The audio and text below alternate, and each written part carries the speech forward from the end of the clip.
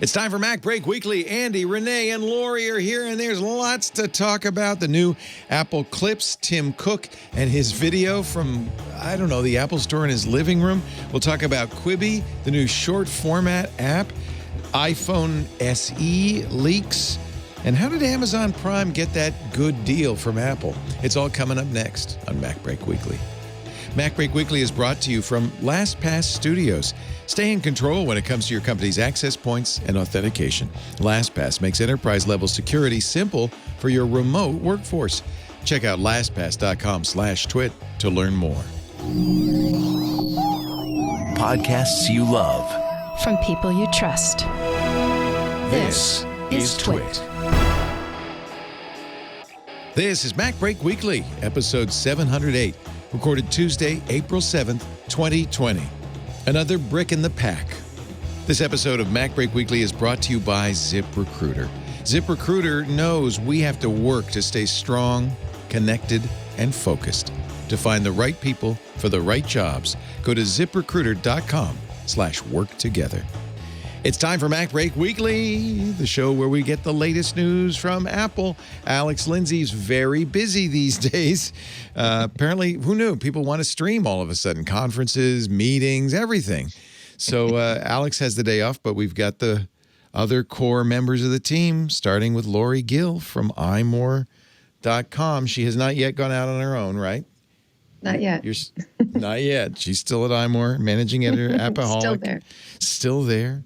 Rene, Ritchie is, go ahead, say whatever you wish, I was Lori. just going to mention how much help I will need from Alex. My friends and I have been trying to figure out ways to have home concerts, where we're not actually leaving the house, but we're streaming live to things.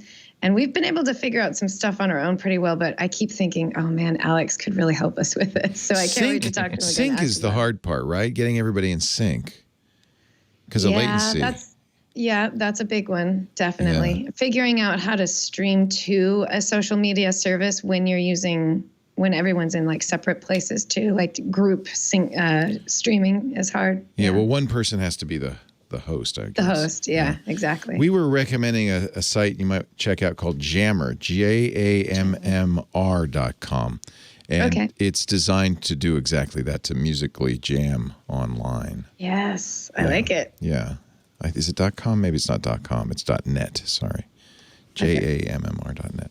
Rene, Ritchie is on his own. How's week 2 of independence treating you? I'm trying, Leo. I imagine like Alex isn't really not here. He's secretly like the architect in the Matrix, plugged into every live stream that's going probably on in the world true right now. Yeah. But I've been distracting myself with just not realizing how much you actually have to reset up from scratch when you don't have a massive media organization behind you anymore. Yeah. Just pedaling as fast as I can. You're growing well, though. Good to see the channel growth. Thank you. YouTube.com/Rene Ritchie.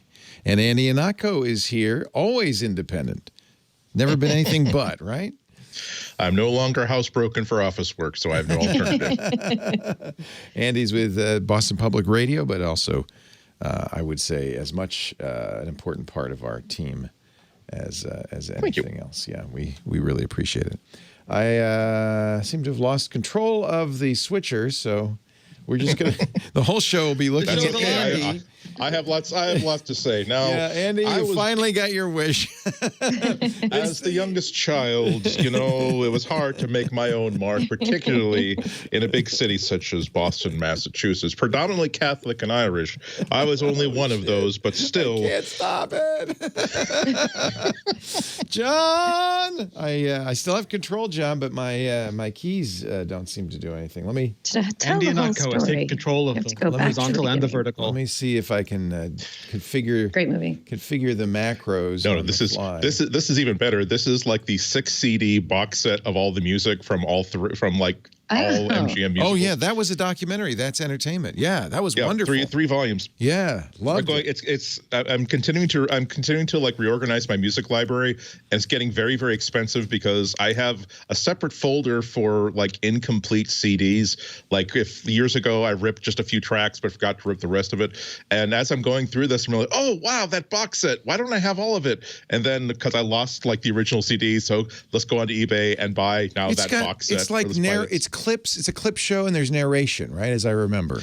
they bring not only that, but it's like all of the best musical numbers from remember, and that's really important because remember that a lot of these amazing musical numbers came out of really, really not that great movies. You don't want to have to watch the whole movie. that is there's like one of my favorite musical sequences of all time came from, again, a terrible movie, but it's like the best dancing Sid Charisse ever did. And I would say like the most like in the history of cinema, if you're going to talk about the 50 hottest scenes in movies, this dance sequence, but with her dance partner, would be one of the best.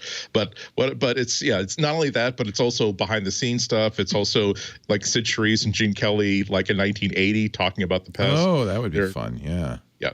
But yeah, that was part. Is this the one where they do the Apache dance in the nightclub and he's throwing her around and she's wearing the stripe? No, this is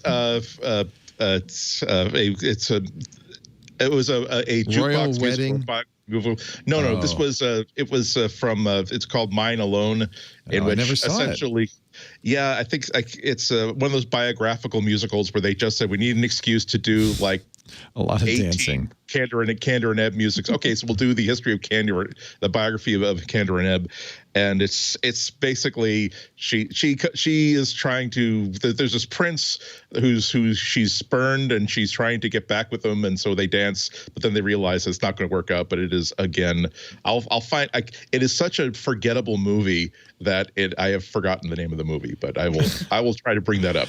The scene I was talking about was called the Girl Hunt Ballet from the Bandwagon with Fred Astaire. Yes. It's an amazing scene. Yeah. No. That's yes. Fred Astaire and Sid Charisse. I thought she was the best. I just loved Sid Charisse. Sid Charisse, she was athletic. She's graceful. She is graceful. She had a lot of stuff, a lot of stuff together. And also, I think she was definitely Astaire's best partner. Okay, so it's from the movie Deep in My Heart, 1954. Sid Charisse with James Mitchell. It's actually on YouTube, and you will see. This is like the sales brochure for like if there had to be a marketing campaign for digging women, saying that men, women, maybe you should be digging women. Here, check out our marketing brochure. This would be the. I even if you have no use for that product, you would see why that product is so marketable. And this was 1954 too. Yeah, she was something. Yeah. As Fred Astaire said, once you've danced with Sid Charisse, what did he say? Something like you stay danced. You stay danced. Yeah, I think that's what he said. You stay danced. Anyway, we're not here to talk about Hollywood musicals, although at this point we may be talking about Hollywood musicals soon. However, there is some Apple news. You saw the what Tim Cook tweeted. I thought that was really something. Apple has, what did they say, 20 million face masks for healthcare workers. These are new. These are being made. And he's also, Apple has designed its own flat pack mask for healthcare workers, face shields. And he says we can manufacture these at a million of them a week. I'll just play a little bit of the Tim tweet. Before you do this, Leo, and before we get really serious, can I just say that it looks like he has Apple Retail version 2.0 quality shelves behind him for his sports memorabilia. Oh, he does. Which is just so on brand. It's that beautiful for blonde, that beautiful blonde cedar, and yeah, it's pretty cool. He also has a War Eagle Auburn signed basketball behind him. A couple of them, it looks like. So Rene, are you accusing the CEO Tim Cook of like pilfering stuff from the Apple warehouse? I think he built it himself. I'm now asking who built the shelves in all the new stores. He did it by himself. Look, it's even got that nice embedded track lighting. Yeah, quite lovely. And this video was better than the last video because he started and stopped it less awkwardly. Like he's improving his live Insta social feed content every week. I have to say though, I love it. That it has that thing where they start and then they sit back, and at the end they step forward and stop it. I'm guessing you can edit those. Yeah, I'm guessing that was almost an affectation, Clips is right? Square. He wanted the vertical video, and Clips still doesn't support that. Yeah, that's interesting. That's it. Well, I'm sorry. We'll get to the story we're supposed to be talking about, but while we're on this, don't you think that this is going to feed just like the iPhone and the success of the design of the iPhone was a response to how much Apple engineers hated their current Trio phones and their current Windows phones? Don't you think that Apple is going to have one hell of a killer new version of FaceTime or conferencing app just based on okay, there's got to be a way that that our users don't have to reach up and touch something in order to get this. Can we AI our way around deleting that automatically? This the face shield, according to the associate executive director of the Permanente Medical Group for Kaiser Permanente Northern California, helps preserve valuable personal protective equipment for a longer period of time. Smita Ruyard said it really renews your energy and your spirit. So they were very grateful. They were very grateful to have it. I think that's really cool. And it is, by the way, I want to point out, the thinnest face shield Apple has ever made. So there's a lot to be said. Great battery life. With a great battery life. Right, he's gonna reach forward, stay safe, and stay healthy. We're not being insensitive. We're laughing because we're crying. Yeah. No, we're not insensitive. You know what? You have to be a little black humor in the face of all this, right? Yeah. Yes, that's why I'm always looking at memes. I'm always looking at COVID memes. They just make me feel a little bit better. That's why I'm rewatching Tiger King for the 8th time. Oh, did those tigers test positive too? Apparently, there were some tigers in the zoo. At least one testing positive, which is not there. They said veterinary tests are very different from human tests, so don't be upset that the tiger got ahead of you in line.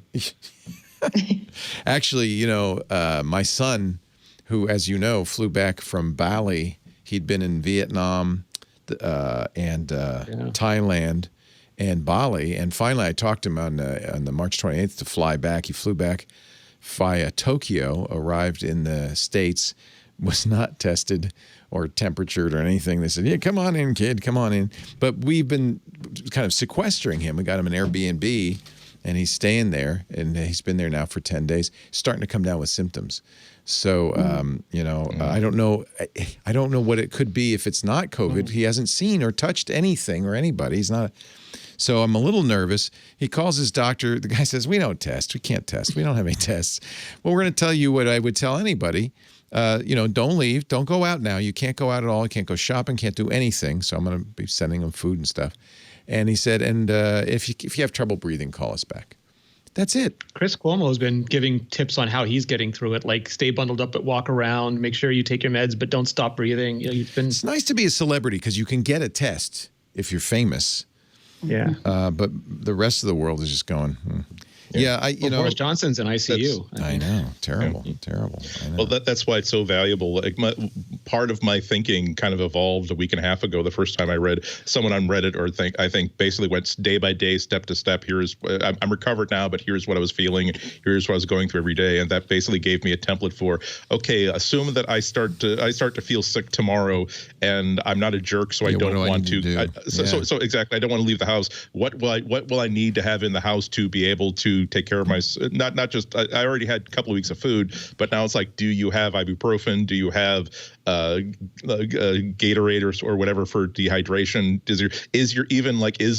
Is the house and the bedroom clean, tidy enough that you can basically use it as a sick room? So again, not plan.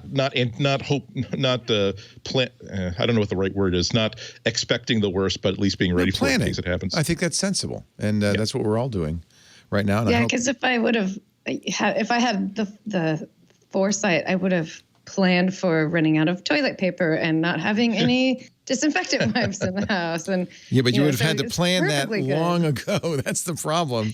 And who knew? We'll know next time. We'll be ready next time. Yeah. And planning for the possibility of getting sick. I think one of the most important things, just like what you're saying, is plan to not leave your house the moment you have any kind of symptoms. That's the most important thing, because you don't want to spread something. You don't want to run up to the store and get some ibuprofen while you've got a fever. That's the worst thing you could do. So planning, get your bug out box ready and make sure that you have, tissue paper for blowing your nose or, things like that, just in that box, so that just if there's a reason why you end up having to be stuck in your house for 14 or more days, and you can't leave the house because you don't want to spread anything, under any circumstance, not even for a walk, that's where you want to make sure you have those extra Well, and supplies. that's why I'm glad Henry idea. is just down. He's very nearby. He's just down the road a piece, so we can bring him food. And I said you can get takeout. Just have him leave it on the porch and all of that stuff. And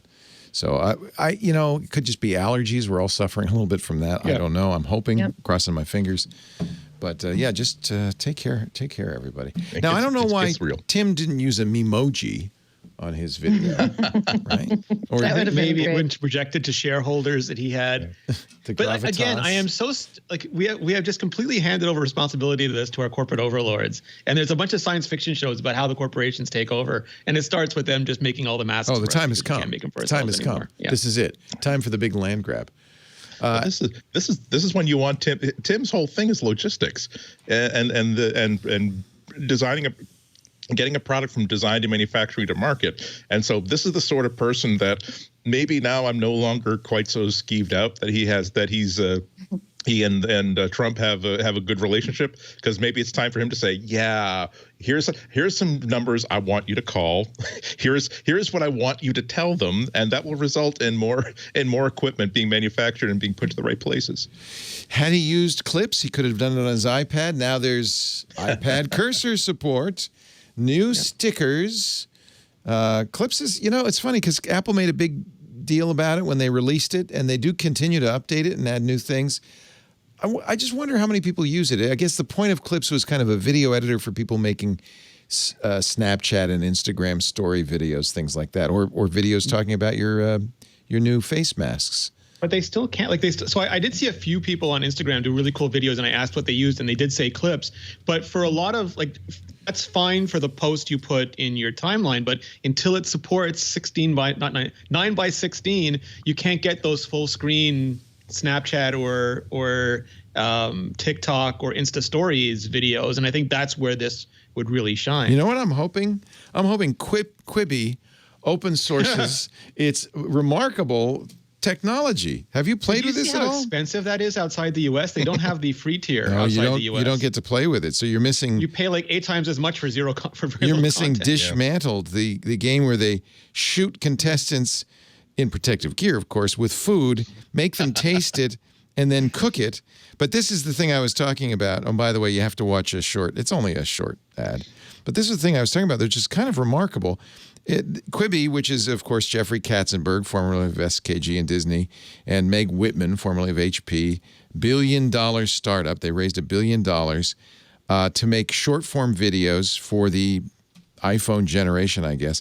But their whole thing, and this is what they showed on CES, was watch this. I'm watching it in portrait mode, and now seamlessly, it just flips around to wide. You almost don't even see it happening, to widescreen landscape That feels mode. like a feature Instagram or TikTok should add, though. It doesn't feel like something I should pay more than Disney Plus for 3 videos. Oops, it didn't do it.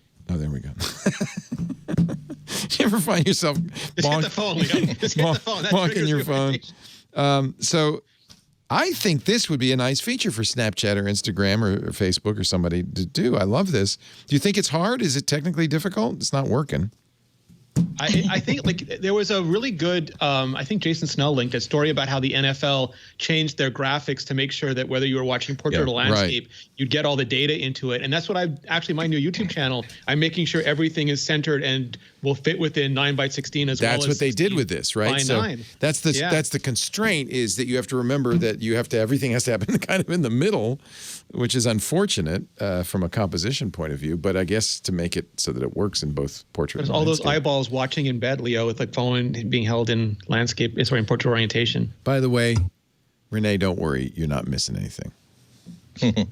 Yeah, I was surprised to find that it was $5 a month, because that's not a whole lot of. At a time where $5 a month can buy you a lot, it's not a lot. And when Disney Plus it's a lot of high production value. Content. Very high. It may not be. It is HBO, Netflix, network TV production values. So Fast cuts and good lighting. It depends on what you like. Honestly, I don't think TV Plus is worth what it is right now. I don't find. I think there's one show that I watch on it that I like. So this Which is show? the same thing. It's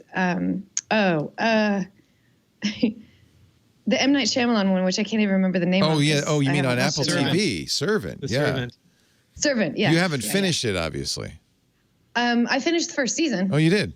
Because I Yeah. found that last episode like, well, that was a waste of time. Well, my assumption is that the second season Maybe will, there'll be a little. do some more for us. Yeah. Apparently, But- Quibi does not own that technology. At least there's a tech company, EKO, which says, no, we invented that.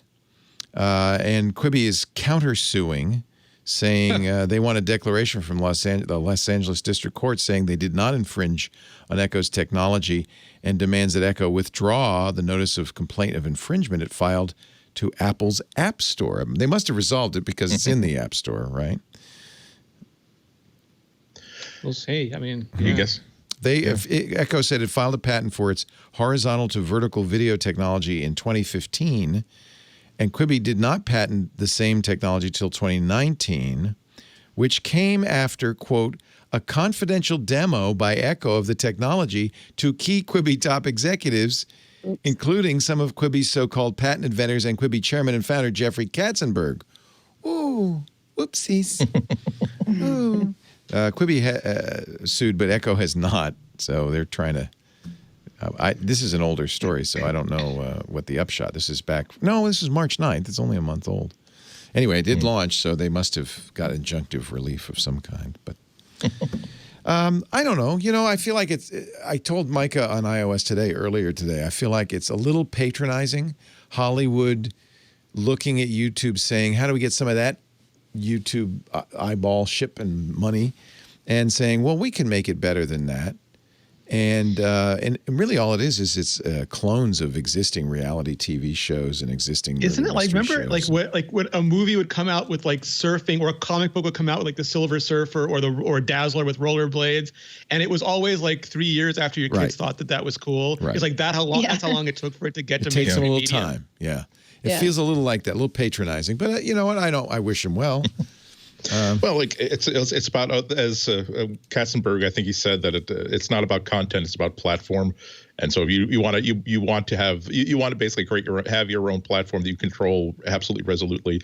And I had a note like a week or two ago to look into something that a couple of people in the creative community were saying that one of the reasons for the short form video is that it means that whoever is creating content doesn't necessarily have to fall within union guidelines for long form content. Exactly. And that's like, so it's not, so when you do all this stuff, oh, hey, this is all about short, important, this is how people consume media. It's like, no, maybe you just don't want to actually have to.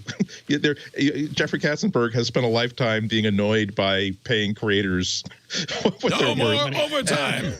Yeah. I think also the difference is that YouTube was created organically. It came up from the grassroots, right? And lots of people did lots of stuff. The audience decided what it liked. It wasn't Hollywood stars. It wasn't, in fact, Hollywood-style production. The lengths, no one knew what the right length was. In fact, I think I've seen evidence that we still don't. Longer videos are now starting to do better on YouTube than they used to, and so forth. So it's to Andy's point, like and I saw someone previously say that it felt like they made a TV show and then instead of cutting at the end of the episode, they cut it at every commercial break just to make them shorter. But they could easily just put them together and they would be a show. Yeah, that's for the episodic stuff. Yeah. It's 7 minutes, and in order to watch the next episode, guess what? You got to watch another commercial. Yeah. You can't pay $8 a month and get the commercial-free version. I think it's worth trying. Everybody's doing it. 300,000 downloads in the first week. And it's 90 days free trial. Yeah, for 90 days, why not? If they launch the new Reno 911 during that time, I'll check it out. Are they doing Reno 911? Yes. Oh, they even have a promo. They got like almost the entire cast together. And they're still them, and it's great. It's just that they now all look like 15 years older. Yeah. And so it's a different story when these people have been like in these same jobs for 15 years. Yeah, a little more bitter, maybe a little burnout. Again. I should just point out our 15th anniversary coming up in 2 weeks. I'm not one to talk. We look the same, Leo. We started right when Reno 911 did, and I'm hoping to get on Quibi next week. No, we're actually going to Kevin Rose. We're going to do the the kind of anniversary thing with Kevin Rose and Robert Heron and Patrick Norton. a special Twit Sunday, April 19th. You're all invited. And I think we're going to have some cameo drop-bys. Although in this COVID world, a drop-by means a Skype call from some big names. Well, at least one sort of big name. Big stars are easier to get when they're super bored and stuck at home, aren't they? Actually, yeah, I'm waiting for a call to set up an interview with. Remember in The Sopranos, Drea de Matteo? Yeah. She's great. I love her. She was in the J-Lo show, the Blue show. She's doing a Sopranos rewatch podcast where she and her friends rewatch The Sopranos, which HBO is kindly giving away now. Anybody can watch a whole bunch of great HBO shows for free, and you can. So that I think that podcast launched this week. I think. Anyway, we're gonna get her on the radio show. I think. iPhone. Okay, we debated, and I lost. Who had iPhone SE? Anybody? Did anybody have SE? It's not out yet, Leo. They could still make it iPhone Mother of Dragons. I could still be right. Technology. I was saying. I'm hoping they're just trolling us. You were saying, Lori, that it was going to be 9, right? As I remember. Yeah. I have my hopes up so high that they wouldn't call it SE. And I thought they would just cut the designation off and just call it iPhone. But the rumor, now this is just a rumor still, right? iPhone SE. Red. I'm just happy they're not calling it iPhone Home because that would just be so ET. iPhone Home. I guess. It's got a home button. iPhone Home. Writes itself. iPhone Home. So where does this information come from? Is this another one of the 9 to 5 Mac? They had a reader tell them that it's the iPhone SE. It's coming in white, black, and red. It's going to be 250 gigabytes, and that it's going to be released imminently as soon as last Friday, which unfortunately didn't happen. But imminent could mean any time after that. Should be right now. It's Tuesday, right? They do it on Tuesdays. It should be right now. Apple, release it. There's drama, Leo. There's drama because John Prosser, who's also been doing a lot of rumors lately, said it was going to be the 15th, which is next week. And so those are competing rumors. So every day he's been asking "quote unquote" Siri if he was wrong, and then having the Craig Federighi no sign on the tweet. So and then a drama, Leo. Got to get your popcorn. Gotta get your popcorn. Should I throw out all of these? We do know it's going to be based on the A11 Bionic that's in the iPhone 8. We know that, right? Or do we not? We hope. I mean, this is all guessing. We know. Okay. We know that it's going to be based on the iPhone 8 chassis, but the internals. Like, I want it to be based on the iPhone 11 really badly, but you never know when Apple's going to figure out that, like, put up that giant pivot table in their spreadsheet and say, actually, the iPhone XR would be the better fit for this. Oh, so it'll be the iPhone 8 body, but the A13, the iPhone 11 it could be A12 processor. or A13. Like, the only reason I say A12 is because the new iPad Pro came out with an A12 still. So I'm just like, but that's not just any A12. That's the A12 Bionic. Yeah. So this could be the A12 that's before X. I'm losing Andy. Is it V? The A12V. Z Bionic. My God, they're starting to slide into like Sony brand name. Like, wow, I really love my new Sony A55L music player. That. Yeah. Like, it's I am at the point where I really do. I don't trust my memory for CPUs on Apple anymore. I really do have to check to see. Okay, I do know that 12 is a higher number than this other number, but what subcomponents and what other processes are in there, and what does that actually mean? It would have been nice if they could have gotten the chip cadence to match the phone cadence, so the iPhone 11 had the A11, but no, it didn't. And the X means a couple more GPUs, and the Z means one more GPU. So, like, what about the rumor? The GPU. Since we're talking about the iPad, what about the rumor? And this is the old 2018 iPad. As far as anybody can tell, it's the same processor, and the rumor is that it's just a bit switch was flipped to give it the extra lanes for the GPU. Not a bit. It's just binning. Like, they got better at producing them. Like, when you make chips, and Intel is famous for this. Like, an i3 is really just like an i5 that came out worse on the assembly line, and they bin it that way. And they even bin based on performance now, depending on who's buying from them. But like the original Apple, not the original one based on macOS, but the other Apple TV was using CPUs that were only one of the cores were good. So a bunch of CPUs came out. They only had one core that was functional, couldn't put them in the phone, so they put them in the Apple TV. And when they ran out, they actually had to start fabricating those CPUs with only one core. So previously, it would be way too expensive to get all those GPUs working. So if any one of them failed, that was fine. It was, as long as they had, 7 active cores, they could ship it. Now those yields have gone up, and it's economical for them to get, the reliability and everything is there to get those 8 cores. So that chip it's a good marketing point to add to the chip now. There also is, and apparently Gruber's now confirming this, no U1 Ultra Wideband chip in the iPad. It's confirmed. It's not. Well, Gruber's still a confirming it, rumor. saying a little bird told me, so it's still a rumor. But he's saying his sources confirm the speculation. iFixit couldn't find it, although that doesn't mean it's not there. It wasn't in the FCC filing. Maybe most telling, it doesn't have that airdrop feature where you aim at the person that you want to airdrop to. That requires the U1 chip, I think, for positioning. It would be Some surprising. people think it's an A13 feature, that it requires something in the A13 chip to work, but it's hard to tell. It would be surprising, especially if Apple is going to release these tags anytime soon, because that's so sorry. That would be a cool feature, right? Or maybe Apple's position's going to be, you can't aim an iPad. After they just put in that fancy camera. It's just too big. You can't aim at it. Yeah, but I lost it. I want to find it. So it's a little confusing. I can lose an iPad. And what's confusing to me is, and I hate this, is I don't know what's rumor, what's fact, what's confirmed. Most of this is speculation. Any unreleased product is definitely speculation. Yes. But at least we know with the new iPad, which is out and people have been able to tear it down and so forth, it doesn't look like it has that U1 chip for reasons. And it's not functional either way right now. Oh, it is functional in the iPhone. No, but it's not functional in the iPad. Like you just said, you can't turn on the AirDrop interface. Oh, you can't do it. Yeah. Yeah, so maybe regardless of it's there or not, it's not turned on. Yeah, we know you don't have it, and they didn't mention it in the FCC filing, which I think they would have to, or in the briefings, or in the website, or anything like that. So actually, this is worth mentioning. So this is the same processor in the new iPad, but it's one of the higher bin sorted versions that has the extra GPU, 2 extra GPU lanes. And the biggest difference is the screen's the same, right? Physical hardware is the same. The biggest difference is the camera. It's got now that LiDAR and a 2-lens system instead of the single lens system. Is it a better camera than the lens in the 2018 iPad? Is it a better sensor? Yes, it is. It's closer. It is not quite the iPhone 11, but it is closer to the iPhone 11.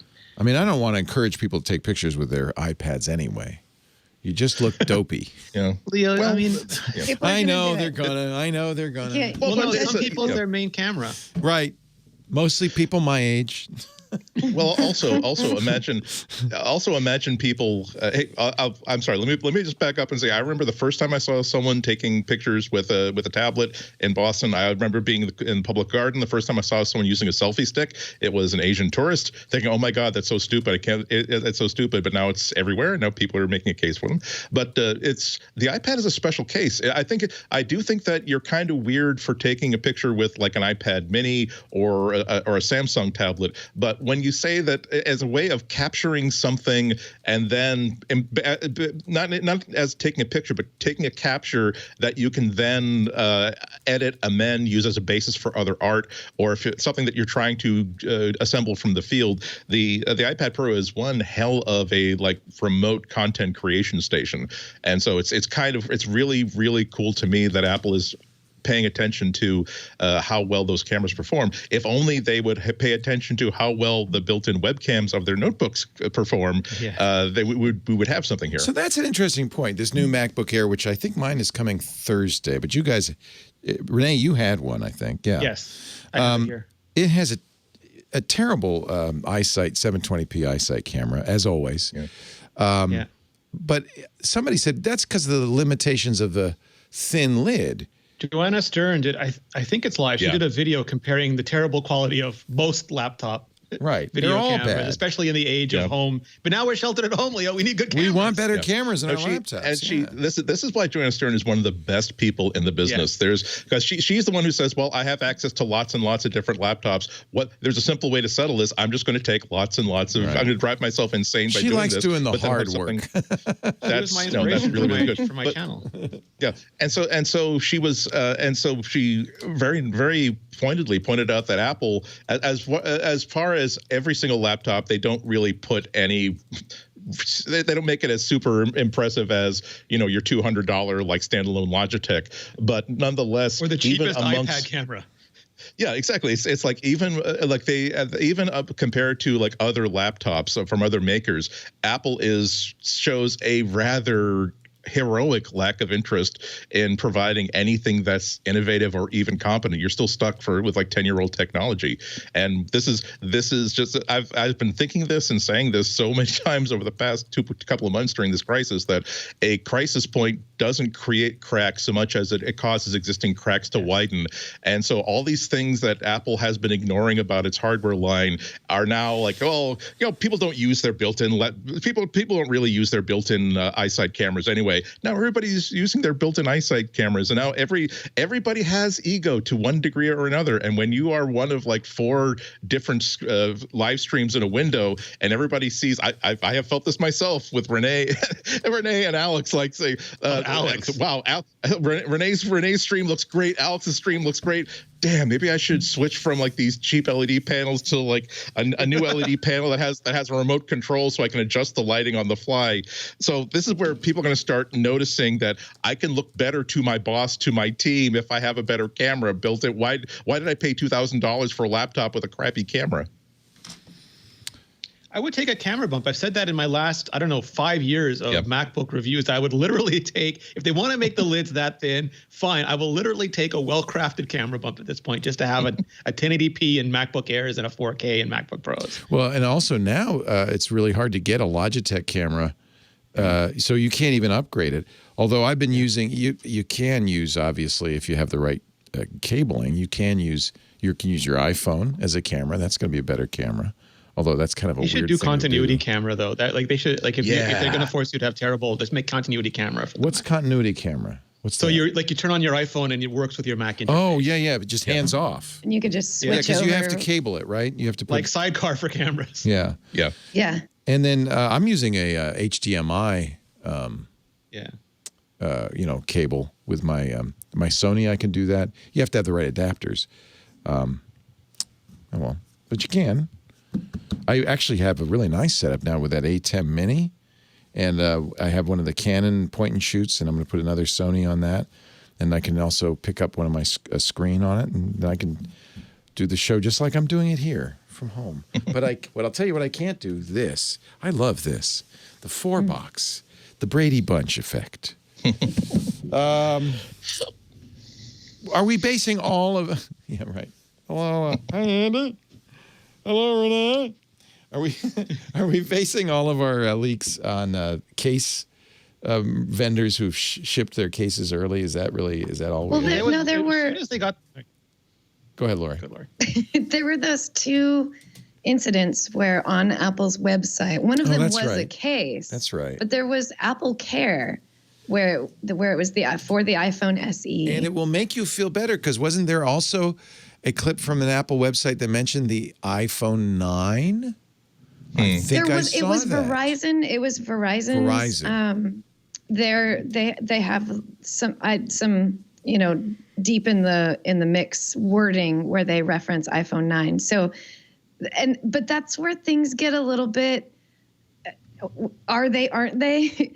Where my hope that it's not going to be an iPhone SE, like that's my glimmer of hope, is like, well, there's these other people that are calling it this, but really what it comes down to is like, if it's on Apple's website, it's more likely to be what Apple is saying. But I think it was a Belkin case that it said iPhone SE /8/7/8. Right. So that was the way it was worded out. And the implication being that there's not going to be any change to the physical chassis of it at all.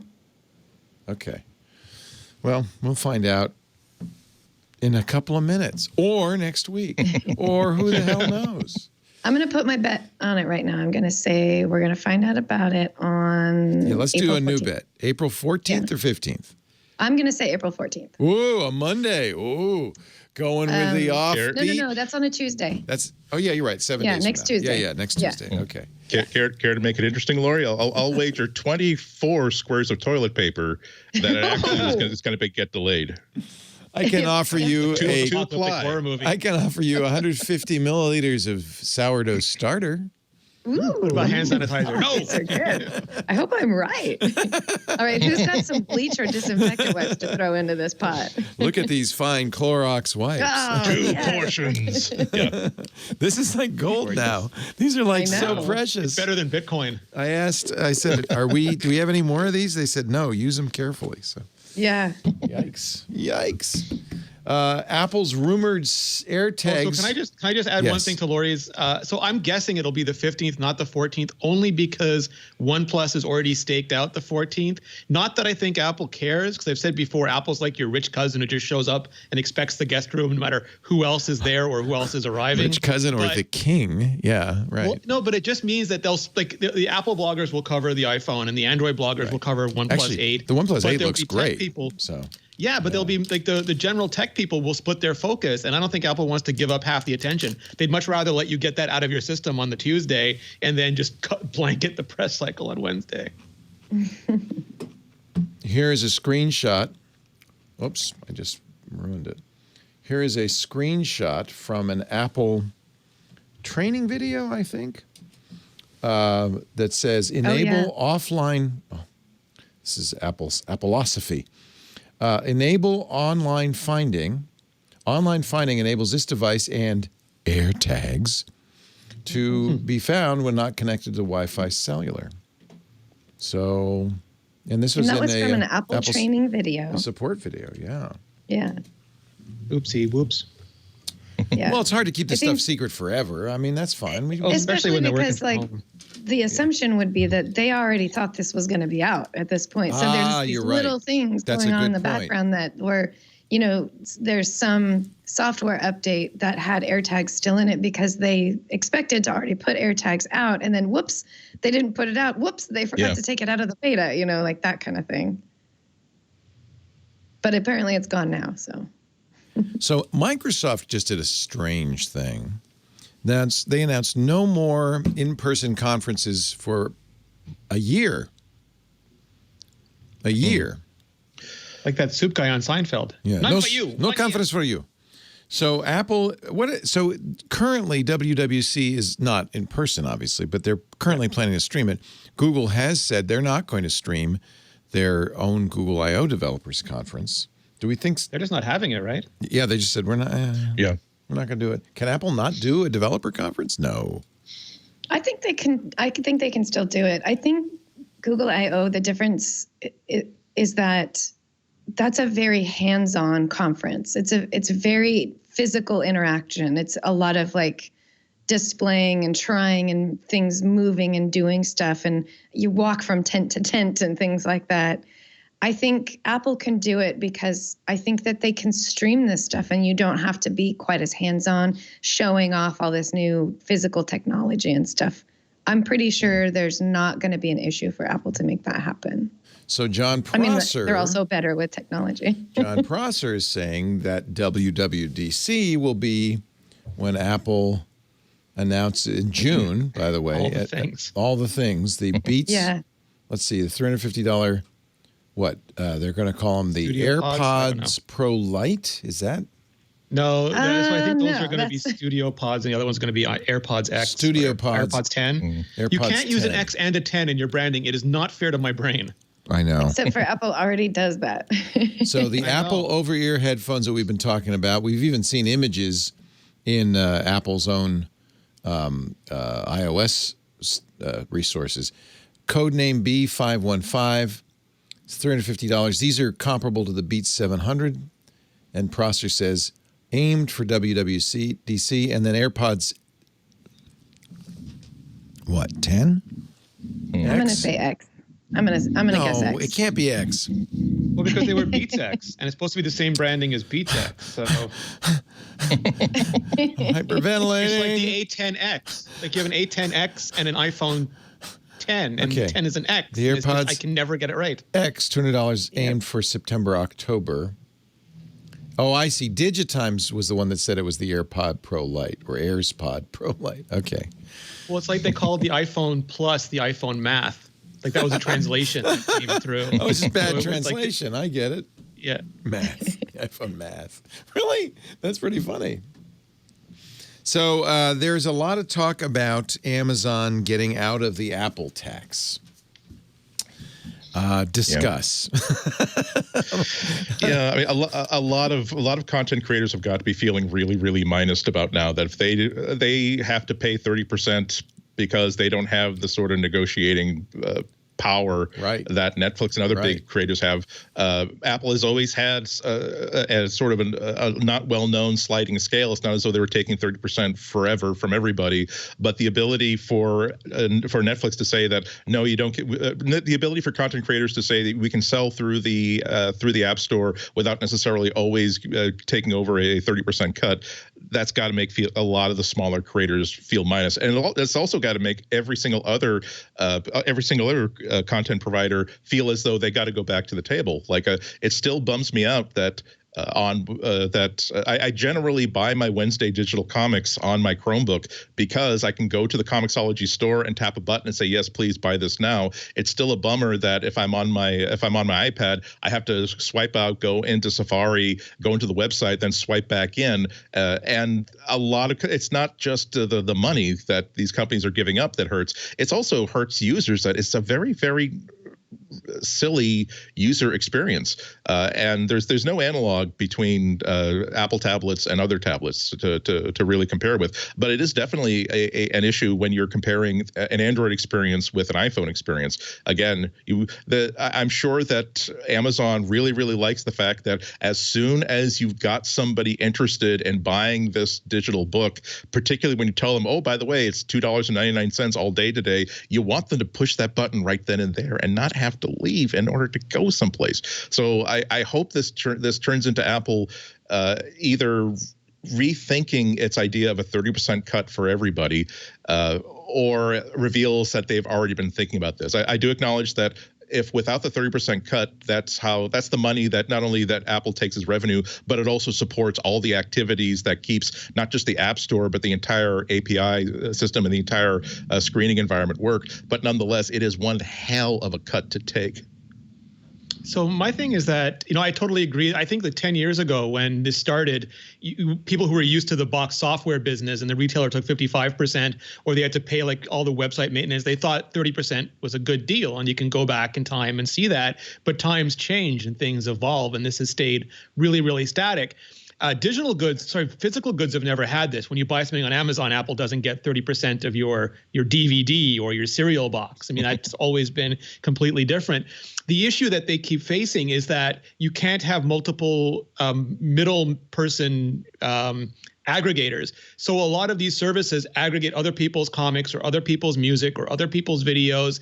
They take like 30% of that and then try to sell them on the App Store, which is Apple aggregating everybody else's apps, taking 30%, and then trying to sell them directly to customers. And there's no 230% in there to work out. So they have to either compromise and both take 15% or figure out some other kind of deal. And the current one, booting people out, and not letting them purchase at all, is just hostile for customers. That doesn't work for anybody. It makes it worse for Apple, worse for the customer, and worse for the middle person app aggregator. So I agree with Andy. This has to get figured out.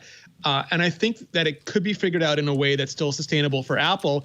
The only issue I think Apple has right now is that they promised shareholders massive growth in services, and the biggest services growth engine is the App Store, and the biggest App Store growth engine is in-app purchases, primarily of these games. And the minute Epic saw Amazon, they did everything that everyone thought they would do and say, hey, why can't we have that deal as well? Yeah, because Tim Sweeney and Fortnite, they were really upset, And in fact, they're the ones who said to Android, we're not going to do it because you don't have to on Android.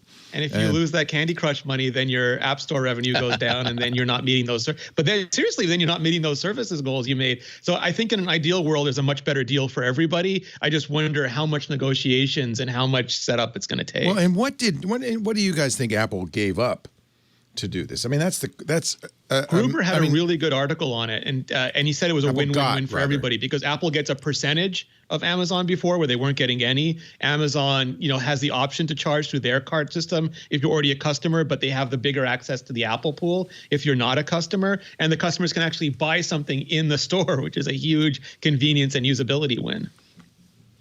The two times Apple's done this previously with Altice and Canal Plus, both of them were traditional cable companies, and Apple got integration into the AirPlay app. I'm looking at Ben Thompson's article because he's also debating, well, what are the ways to look at this? Did Apple win? Did Amazon win? Or was it a quid pro quo? It's the first time an over-the-top service has gotten this kind of deal. Although Apple implies in its statement that, oh no, we do this with a lot of premium providers. We'll name another one, Apple. There's three. There's three. That's it. And two of them are cable companies or existing TV distributors. This is the first one with an over-the-top. So, do you think Apple? What did Amazon give Apple to do this? Obviously, Apple's not dumb enough, or was it maybe in-app purchases? Is it the Supreme Court? The fact that the Supreme Court is reviewing the App Store case soon? Does it have anything to do with that? I'm sure that doesn't hurt, especially with this court, where they seem to zig when you think they're going to zag. You said they're getting what are they getting in-app purchases? They're getting some of the in-app purchases, yeah, because if you can now buy things in the app, and if you don't have an Amazon card on file, it goes to the to Apple's in-app purchase. So instead of Amazon getting like the inconvenience of having to go to the web and Apple getting nothing, they both get a share of that pie, which is the kind of compromise I think that they're going to have to do with everybody. And I think the wording says something about it.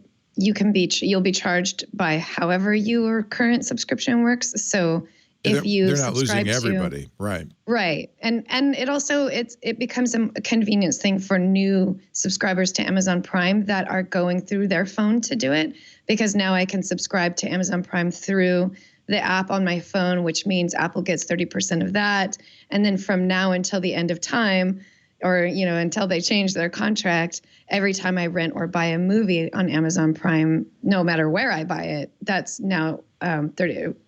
Actually, I take that back. Not anywhere, because I'm sure that if you buy it on Amazon, Apple doesn't get 30% of that.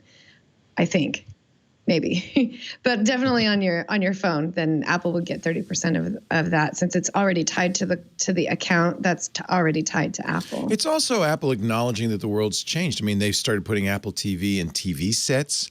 They allowed Amazon Music on the HomePod, right? Yeah. So Apple's been, this has been an ongoing process of kind of relaxing a little bit. But I'm just thinking that they didn't make enough money. They make up in the in-app purchases what they lost, or maybe they didn't lose anything. What they lost was users being inconvenienced and having to go to the web to make their.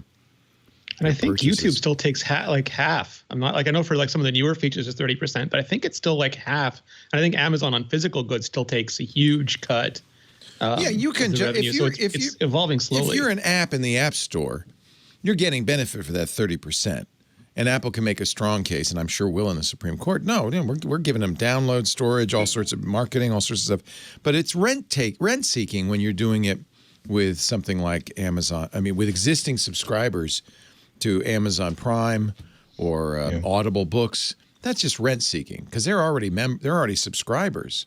You're not providing any service to Audible or Amazon to justify. Which is why there could be language like if we convert a new subscriber for you, which is what they do now with 30% and 15%. Yeah. But there could be something where if it's your subscriber, just go ahead and do it. And if it's new to you, then we'll charge them the first time. And after that, you can migrate them if they sign up with you. Yeah, that's fair. Yeah. Right? Because then it's like a brokerage fee. Maybe that's all that happened. Really, is just let's be reasonable here. I'm sure. Like Rene said, there are a lot of factors that went into this that added up to it. Just makes sense for them to do this at this time. And the EU is such a random gun at this point, where they are very, very aggressive in going after monopolies in the tech industry in the way that the United States may never be or may not be for another couple of years. So it helps to be able to make that case that we had rules that were in place to launch this service, but now we are making sure that we are creating equal opportunities for all comers. So, and that would not be the one reason why they did this, but this is part of the math that went into, okay, it is time to not lose our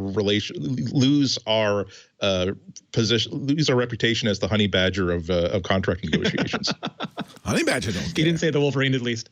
Can we take a minute? Wolverine has his charming possibility. So we have to talk about the fact that Amazon Prime, that this new thing has just ruined Amazon Prime on Apple TV for me, because so if you use a Fire set-top box of any kind, when you use Amazon Prime on that, it intermingles Prime with not Prime, and you're always, oh, look, this movie that I can watch, oh, I can't watch it on Prime. It happens so often that it becomes very frustrating. On Apple TV, nothing that you couldn't rent would just appear. Nothing that wasn't available on Prime would just appear. You could eventually go down a rabbit hole of recommendations, but now they're undifferentiated. Everything's there. Yes, and it's driving me crazy. It's like, oh, look at this movie. Oh, I can't. Yeah, that's why I tell people not to use I tell people not to buy Fire TV stuff, because it's an ad for Amazon. It really kind of promotes Amazon. It's frustrating. But you're saying that's going to be now on Apple. It already is. I was already frustrated the last couple of times I jumped into Prime Video. Like, okay, what am I going to watch this weekend? Ooh, this movie. I got to rent it. They need a little badge on the album art, on the box art that says this is free. On the TV app for me, I go to CBS All Access and I click on something, but oh no, in Canada they've sold the rights of that to Global, so then it takes me to Global and it says you have to sign in with your cable. I'm like, I don't have cable. Or I click it and I go to Amazon, and then I click on it, goes, oh, but this really requires a Stax TV subscription. We're just showing you that it's available. Is that a dark pattern? That's a dark pattern, right? Yes. I think it's a dark pattern. It's a trick to convince you to spend more money, basically. And it's user hostile. It's not user friendly. My son came up with another really annoying thing. He wants Logic Pro on his, because he's quarantined and he loves doing it. And I have purchased Logic Pro, and it's in a family share. But when he goes to the App Store, it says buy. And you have to go through the whole process before it says, oh, you don't have to buy it. You already own it. That has annoyed me for years. I think that's a dark pattern too, isn't it? It lose track of you sometimes too. Like I will, once in a while, I'll end up buying the same movie twice on iTunes because they change something insignificant about it. But most of the time, I go through and it goes, "Oh yeah, sorry, we forgot that you already had that." They could fix that. Is there? They don't. Is there a reason they don't fix that? Because that's not good user interface. I almost wonder if I'm just assuming it's still web objects. No. Yeah. That's always the excuse. Damn web objects. The world will not be right until the letters NS no longer appear at the front of every single system call in the API. All right, let's take a little. I think we can take a little break at this point. Hey, I'm glad you guys are here. It's fun to hang with you. I'm glad I'm here too, and I'm glad you're all here. We're glad you're all here. You're not coughing. You're not in a coffin. I'm feeling good. You're feeling good. I give you an oxygen level right now if you'd like. Just make sure that. Oh, you're using an oximeter. Yeah, that was another one of those things from my change of thinking a couple of weeks ago. Again, after reading the experiences of somebody who had gone through it, it was part of the thought of the understanding was going to be that this is not going to be like the flu if I get it. This is going to be like it will pass. Most likely, I will not need medical treatment, no matter how scary these symptoms are, that I will be able to ride through it. And so if I have a pulse oximeter, I'm going to be able to, assuming that I'm like, oh, God, my breathing is really, really hard. I'm coughing a lot. Right. I wonder if this is the point at which I really need to burden the medical's infrastructure by coming in. I will have data saying, no, your blood saturation, you still got 98% blood saturation, which is the same as been every day for the past 2 weeks. This is probably just part of what stinks about having this sickness. So I did. That's why I bought one of those. Again, can you get them? Can you still get them? You can still find them. There's I've found that there's a hierarchy that the first place you go, and this is going to be like for forever, not just after this crisis. Like the first place you go is Amazon, but that's the first place things sell out. Then you go on eBay where independent sellers are, and then oftentimes you have to go from eBay to Etsy because that is also independent sellers, but it's like the third place everybody thinks to look. Like I did buy myself a couple of masks last week, and I knew at that point I'm not even going to bother going anywhere but Etsy, and I was able to buy like 2 brand new, really, really good cloth masks and get them like 3 days days later. But yeah, I think you have to think a little bit outside the box these days. You can still. I was surprised to find that I bought mine at my local drugstore because it was the last one left, and it was the model with Bluetooth and the really cool app, so it cost an extra $30. But at that point, I was like, I checked my phone, like, yeah, you can still get them, but it's going to be like a couple of weeks. And I go, okay, I'd rather solve this problem right now. But yeah, if you look, you can still get them for like $40 if you look around, particularly on eBay. Yeah. It's a good thing to have, but you'd never use it again, right? Well, see, that was another thing too. I bought a blood pressure reader, blood pressure cuff that a few years ago. That's a good thing. I've always had, like, I give blood regularly, and I get my blood pressure taken, and it's like abnormally normal. Like, as in, like, wow, we need to, given your overall level of fitness, Andy, we're starting to suspect that you smuggled in someone else's arm. It is so normal. Wait a minute, did we forget to take the sticker off the screen? I mean, that's... Exactly. Why are you wearing that big overcoat, and why do you have like a big, huge human-sized hump on the back of it? But that was another sort of the same thing, where there are times where you feel a little lightheaded or you feel a little tired. You don't know why. It is very, very easy to say, well, I'm not going to self-diagnose, but at least I want to see, okay, well, if my blood pressure were really, really low, that would be a problem. If my blood pressure were really, really high, that would be a problem. At least I know that my blood pressure is normal. Like, you have a digital thermometer because you can say, okay, I'm not running a fever. Or if you are feeling sick, it's only a 1.5 point fever, and it hasn't gone up since the last time. I really think that there are all kinds of things that we could be writing and talking about how a lot of things are going to change after this. They have nothing to do with calamity. It's going to be the realization that if you have, whereas this is something I talked about last week on NPR, by the way, that whereas we grew up, and our parents and our grandparents grew up knowing that somewhere in the bathroom you have a first aid kit that has Band-Aids, has disinfectant. It might have like a set of tweezers, blah, blah, blah. I think that what's going to come out of this is knowing that you also have that box of like digital over-the-counter diagnostic stuff. So not necessarily so you can diagnose yourself, so that maybe the medical system a couple years in the future will be optimized towards you call your provider and they say, okay, well, we have your records here that you do have a pulse oximeter. Can you give me a reading right now? Okay, what's your blood pressure? Saying, okay, we really would like you to come in because that's not normal. Stuff like that, and hopefully all that will be in a watch someday that I can't use because I have an Android device. Yeah, it's part of the new first aid kit, a blood oximeter. That's good for exercise too. All right, that was the PSA portion of our show, the public service announcement. And now a word from our sponsor. This show is now tax deductible. Yay! Yay! I didn't know we were a public benefit corporation. When did that happen?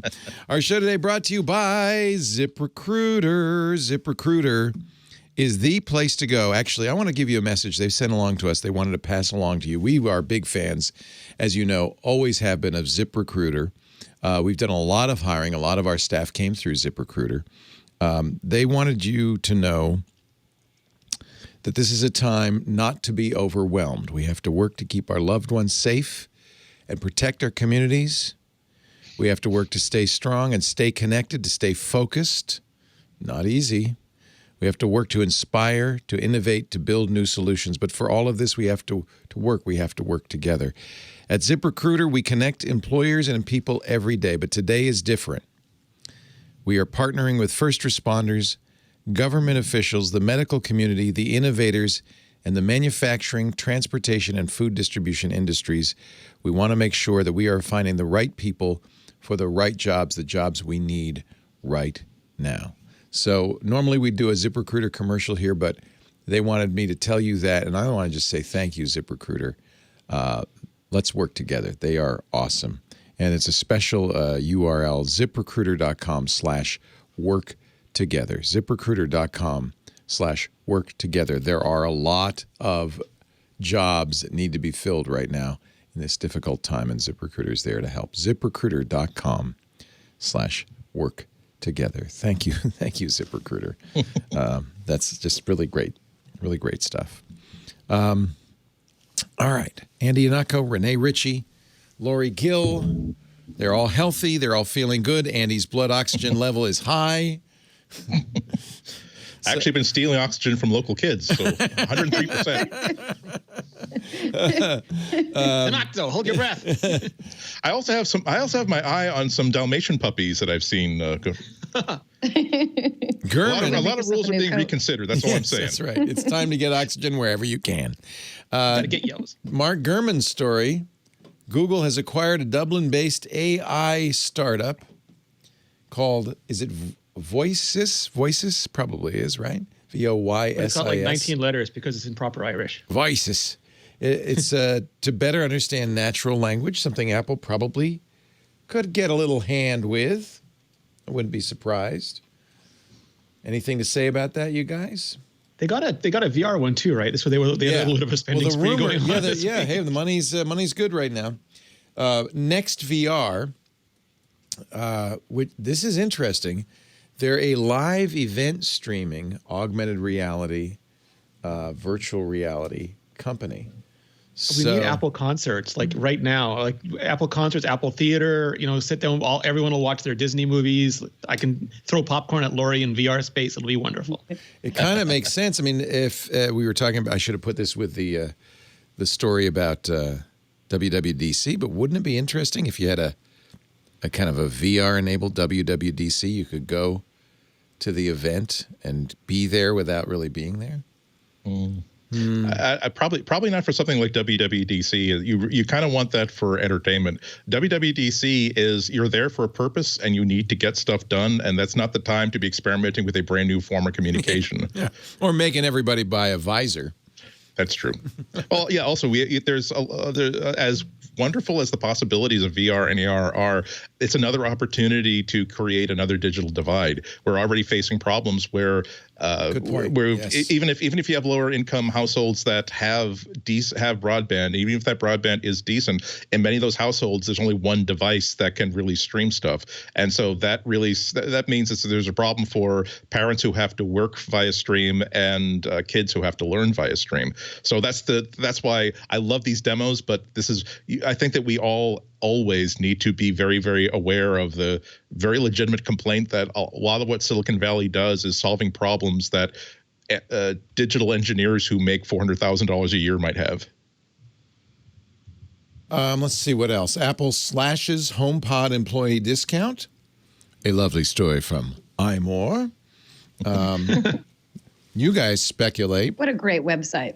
I love that website. I love anything that has the word slash in it that's not the Daily News. Yeah. That's great. Yeah. 50% is not uncommon for employees.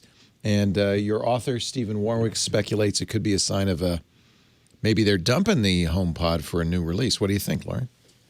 Well, I mean, they're either helping people who had pay cuts from Apple. Yeah, or have to be at home sorry. and want to listen more or whatever. They did Beats too, didn't they? I think they slashed Beats prices as well for employees. So maybe maybe it is really just being kind to employees who are stuck at home. And don't want to listen to it. No, they're like, if you're listening to your family, you're not working. So I'm going to give you all the audio. True. It could be though, like, how do you get rid of a lot of stock when you're about to put something new in? You put some on clearance, hope it clears out the shelves. So it's totally possible. Yeah. Just don't know. We don't know.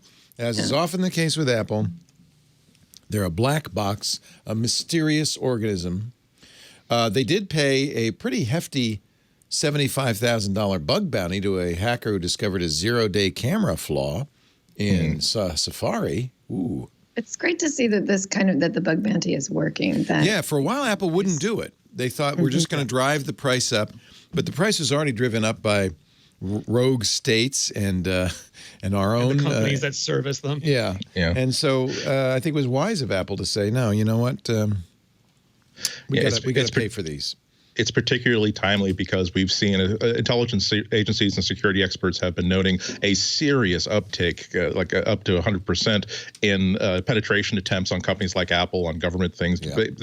NASA, I think, was reporting a 200% surge in phishing emails that were coming up. So yeah, this is a good time to thank yourself for having thought ahead about ways that you can plug security holes proactively. Yeah. I guess there's a new book, Always Day One, by Alex Kantrowitz, on how the tech giants scramble to stay on top And he's a BuzzFeed reporter, and there's an excerpt from it about Apple's Information Systems and Technology Group. They build their internal technology tools. I actually I suspect met many of them. A lot of them come by our studios, or used to come by our studios. They're exactly our kind of nerds. They're our nerds, man. We love you guys. It's a Cold War every day, they say. It's a huge contractor org that handles a crazy amount of infrastructure for the company. The whole organization is a Game of Thrones nightmare, said one ex-employee who worked at IS&T. There's a Cold War going on every single day, said a former IS&T contractor, a different one, Archana Sabapathy, who did 2 stints in the division. Sabapathy's first stint at IS&T lasted more than 3 years, the second only a day. Inside the divisions, she said, contracting companies such as Wipro, Infosys, and Accenture are constantly fighting to fill roles and win projects. That sounds very Apple. Like, you guys bid against each other, and we'll go with the Darwinian winner. Interesting. I don't know anything about this. In fact, I never really even thought about it. But of course, it makes sense. They've got a big infrastructure division. I didn't realize. I used to deal with Accenture in my former job because we had part of the systems that they were integrating, and I have a low-found respect for systems integrators. I'm sure some of them are wonderful, but a lot of them were just like, what will instantly get us the sale while we're on our booze cruise? Right. A lot of people using Zoom these days, and of course, you've read all the stories, I'm sure by now, about how insecure and unprivate Zoom is. And I've been telling people, if it's a smaller group, 32 or fewer, use FaceTime, right? If they're all iOS, yeah, or if they're all Apple, yeah. They have to be all iOS, yeah. So the thing that I found, and like I asked a bunch of people about this, and like we talked about this earlier because I spoke about this on Leo and I did a podcast with Micah Sargent and Dan Morin where I spoke about this. That was fun. Yeah, Clockwise. My thing is that I will begrudgingly, I will not use Facebook and I will not use Zoom, but if my family reaches out through Zoom or through Facebook, I will not ignore them, especially not with what's going on now. But I feel like instead of using Zoom, whatever your group is, like if you're all on WhatsApp, if you're all on FaceTime, if you're all on Google Hangout, like whatever your social group already uses, it most likely has a video chat. And rather than switching to Zoom, and I'm not saying like they don't have issues, like FaceTime has bugs and all of the various FaceTime products have their own set of moral quandaries, but you can use what you have with your group. You don't have to add new and potentially bothersome technologies to your matrix. I'm going to be the opposite of Rene on this and talk about the everyday people. And I talk to my friends about it too, because they all use Zoom now, and they don't care. It's not a big deal. And there's this sort of sense of, I've already sold my soul to the devil, so why not use the conveniences that the devil has provided me?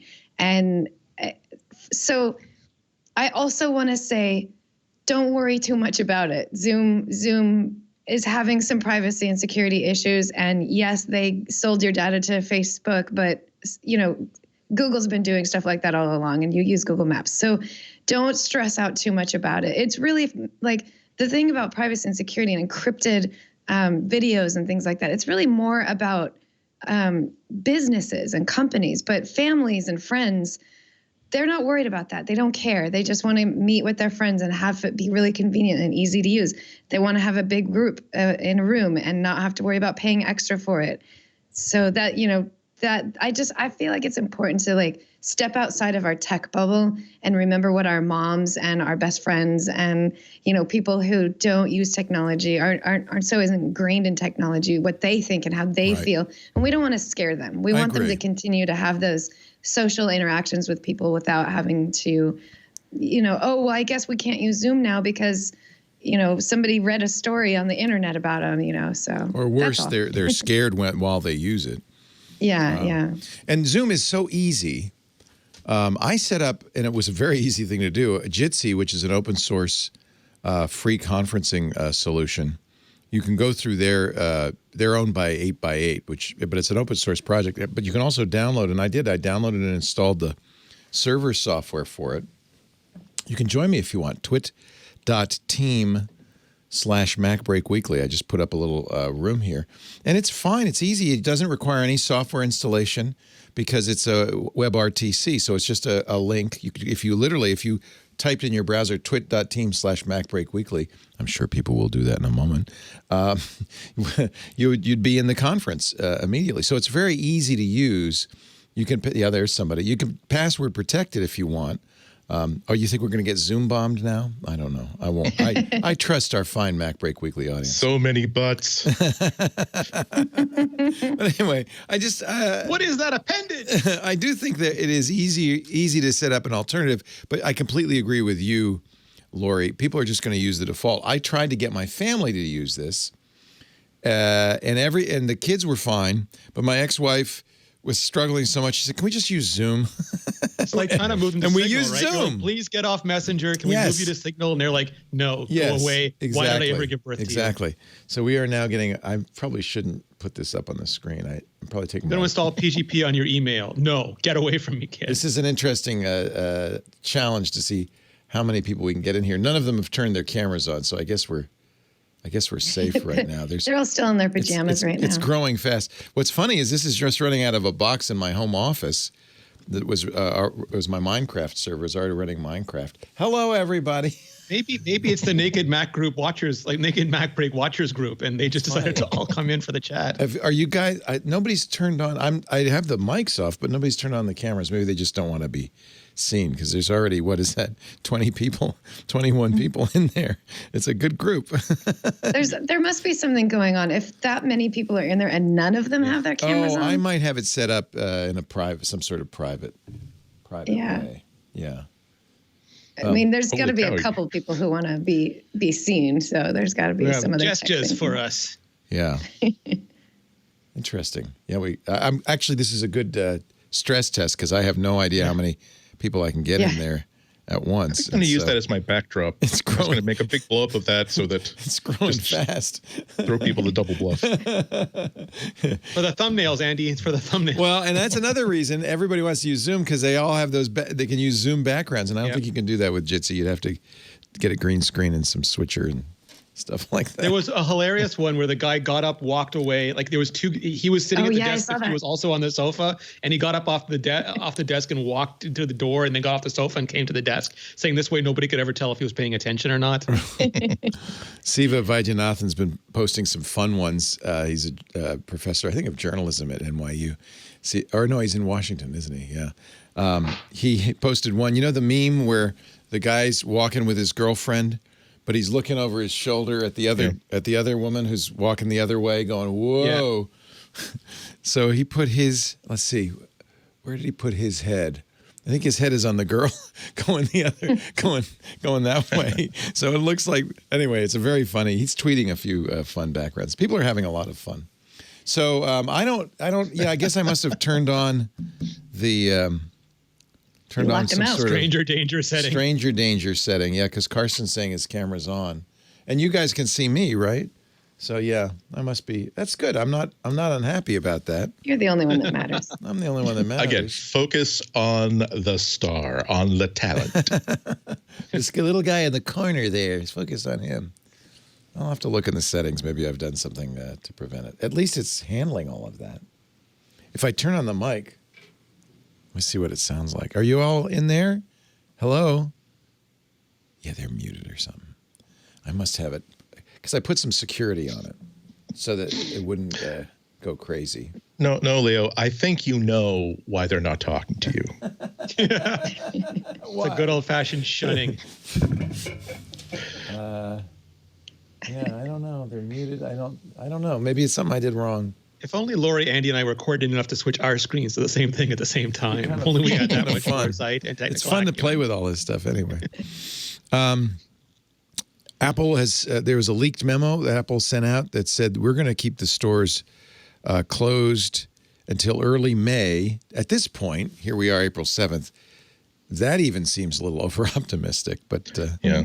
I don't know. Well, now any rumors that they might have been thinking about, let's open some key stores just for service. Now that every single state, but 5 are now have the governors now basically saying, no, you're not opening any stores that are not critical. Right. And now that other stores that have been claiming to be critical because they want to stay open are being slapped down and forced to close. I think that we are now. I think a lot of different people, individuals, and organizations are starting to understand this is going to be a long haul sort of thing that we're going to get out of it. But you cannot make any plans for anything in the next 2 or 3 months, because everything, as numbers continue to come in and models continue to change, we're not going to know when we can open the doors again, and when finally we will. The reason why we're not going out to eat is not because the restaurants are all closed, but because you can't get a reservation at McDonald's for the next 5 months.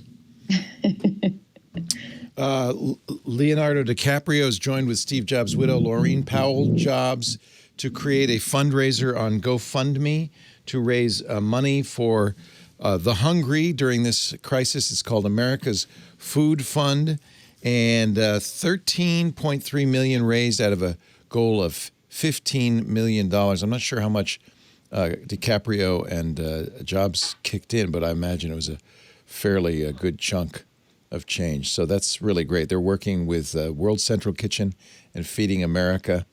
And boy, they've raised a ton of money. Getting up there, yeah, that's amazing. World Central Kitchen is Jose Andres' wonderful group that they feed so many people during crises like this.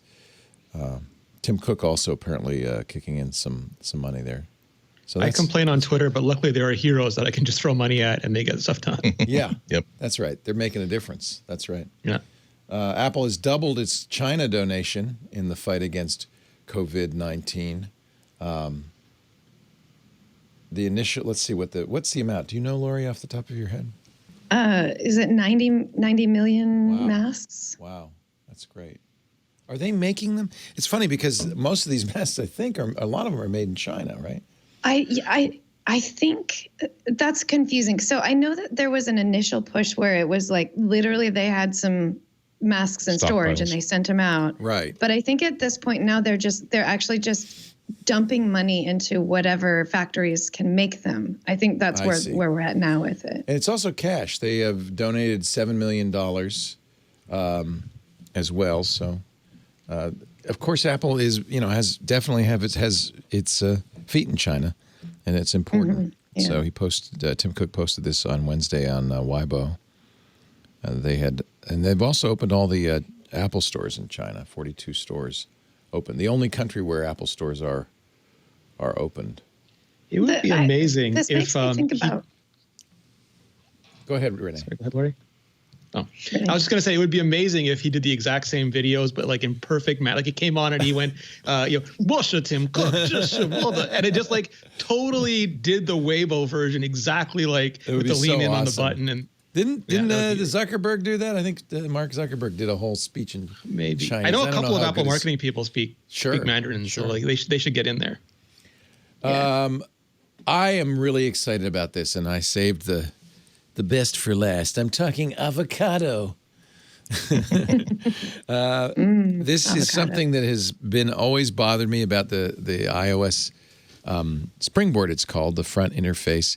I really love the widgets on Android. Admittedly, you can make your phone look horrible, and I understand why Apple doesn't enable them. But according to a leaked iOS 14 screenshot, beta code releasing... Everything is leaking. That there will be home screen widgets in iOS 14. Is that credible? So the only thing that's interesting to me, well, I mean, like, so these are internal builds. I think this was a build from December that the bloggers are joking every single one of them has now. Right. And that means a lot of stuff isn't turned off the way it would be on a external distribution. So it might have a bunch of stuff in there that's being built up and tested. But the thing to me that's interesting is that HTC many years ago says, yeah, we put widgets on the home screen so we think it looks cool, but almost nobody uses them, and almost nobody ever changes them from the default ones. So we're not actually sure they're great or not. But like if they're not there, so many people complain about it. And what I really want to know is, not when they launch these, because I'm sure like the iOS home screen, I don't think this is the refresh it needs, but boy, does it need a refresh.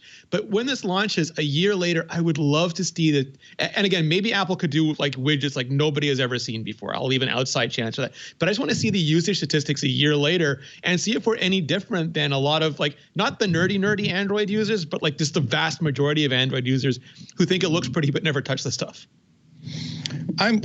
Speaking as an Android user, it's not that I want screens full of widgets, but my home screen, I want the full width screen weather app that will tell me every time I wake it up, essentially I can have sort of a touchstone to the day.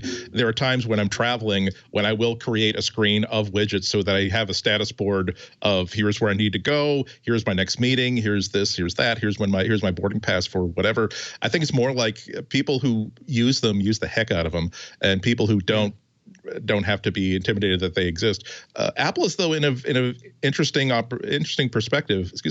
position, as they usually are, where I think one of the problems with widgets is that all other companies, they create them, they create APIs for them, they create documentation for them, but then it's kind of up to developers to decide that it makes sense to add widget support for their app. When Apple decides that this is a really important thing, they're going to they create an internal budget for marketing the concept of widgets to developers, and so it's more likely they're actually going to promote them and actually going to support them, particularly in this case as they continue to chip away at all the limitations of the iPad that make it not quite so good a $1,000 computer as a $600 Windows notebook can be. The ability to have if people don't necessarily have the ability to have multiple windows and multiple apps on at the same time, maybe all they really want is to have widgets sharing screen space with applications so that they can keep an eye on things or keep a chat going, stuff like that. So I'm very, very keen to see how this would change the atmosphere inside iOS, both for the phone and for the iPad. What if they were complications and had all of that stuff built into it? Because people use a lot of complications. They actually talked about it being maybe a little bit like the watch. That would be great. I want just a line of text around the border of the screen, just like ants walking around. That I would actually use that a lot. If I could inset my screen by 32 pixels and just be able to toss complications into the side of it, just or into the corners of the screen like it can on the Apple Watch, that would be very interesting. I don't think it would stink at all. Yeah, well, I mean, if you're going to do it something different than Android, right? Don't just duplicate Android. Yeah, and the one thing that I've come to terms with after having an iPhone for so long, I never, ever, ever look for an app icon anymore. I pull down and I do a search, or I know exactly where it is. So a page full of apps, nobody needs it anymore. So let's get a new way to find our stuff that looks better, that's better organized, that's more efficient for us. What the 720p webcam is to Apple notebooks, the iPad screen launcher is to apps. It's like time to fix it. Again, you were real happy with it when you created it 10 years ago. We would have liked you to see you make changes to it over the past 10 years because we think that there's some movement in that category that you could take advantage of. What I would love to see is make it editable and give me zones. So I could, if I want, I could have the constant search bar there because I like that on Android. If I want, I can have a layer of complications because those are really useful on the watch. I could have a stripe of Siri suggested apps because a lot of times I pull down search. I don't have to search because the app I want is based on time of day, previous behavior, other apps. Siri don't talk so good, but Siri really seems to know the kind of apps that I want. So put that there and then let me have a dock of a double height dock or something of the apps that I just always want the minute I go, like the Messenger or whatever I always want when I go to my phone. And then I'll start to be really, really happy. And then I can drag and drop them to exactly where I want them. And Rene, I think you've just come up with the next column for iMore. You just made me think of something that's you put something in such a great way that I think Siri, they should have called Siri Fido, because you can talk to it. It might understand you. It might respond back to you. It might give you something interesting. But what it really does well is jump into your lap when you need a hug, or bring you your slippers when it knows that it was time to have your slippers. That's I think Siri's big use case for now. Tim Cook will be Ohio State's commencement speaker in a virtual ceremony to be broadcast online May 3rd. That's cool. Yeah. That's cool. That's a big university. There's going to be a lot of people in that commencement. Yeah. My heart goes out to everybody who doesn't get to walk traditionally. Isn't that sad? You spend your whole 4 years and really your whole life building up to this point, and you can't get that moment. But to have Tim Cook be your cool. commencement speaker, I think there's some cool. I hope he wears a cap and gown and does the. I'm sure he will. He's got to dress up, right? He won't just sit in front of his fancy bookshelf and lean into his screen. I'm sure he'll do something nice for it. Apple's been a longtime partner with Ohio State. 65,000 iPads deployed to students over a 5-year span, and there's an iOS laboratory. They're all in on iOS, which is kind of interesting for a university. It's also an interesting opportunity. Knowing what I think we have seen what Tim has done with other commencement addresses and things like that. He's not going to make it into like an Apple press conference or an Apple keynote address, but it's an opportunity. CEOs rarely get an opportunity like this where they are expected to. It's very appropriate to talk about how they think and what their philosophies are and what their mood is at any given time of the year or any particular year in the decade. And so I'm sure that he will keep it focused on the graduates. I'm sure that he's going to have that incredibly intimidating job for anybody, even a CEO, to what do you say to a bunch of 22-year-olds who are about to be unleashed into uncertain times. That was true. It was true in the 80s and 90s when I was graduating high school and college, and it's so much more true today. But it's going to be interesting to hear him speak from the heart and basically create, in effect, a live journal blog post. Let us wrap up this adventure because Steve Gibson is champing at the bit. The host of Security Now to get a show underway, and we started a little bit late today. I apologize to everybody who's watching live, but I think it's a be a good time. Andy, it looks like you've picked something specifically for me. Specifically for us. Now, earlier, actually late last year, I decided that, it's time for me to learn how to sew. And one of the things I was considering buying in February, I get my big windfall of from recommending movies and other stuff on Amazon over Black Friday. I get this big pile of Amazon credits because I'm an affiliate. I never use it for tech stuff, only for things, books and movies and stuff like that. And I always treat myself to fun things. I was thinking I did buy myself a lens with the money I was thinking about buying myself a sewing machine. But it got me what got me interested in learning how to sew was this wonderful YouTube channel by a woman by the name of Bernadette Banner. She has an incredibly, a really great talent for narrative storytelling. She is a fashion historian who. So it's not just regular sewing; it's Victorian sewing. right. But it's not like. And so now here's how I chased down the sheep so that I could rip off the wool and create this. It's very very traditional techniques. That's so on one level, if you're not interested in sewing, the way that she tells this story of all of the things that she's making or the thing that she's studying right now, she has a gift for this sort of stuff, and it's what makes YouTube so great. I didn't have any particular interest in sewing. I sew my own hems. I hem my own pants like my grandmother taught me. But I didn't have any bug in my ear about doing this. But after watching her doing so many hand sewing projects, I was like, maybe I should learn how to sew some stuff. And do you know how to sew?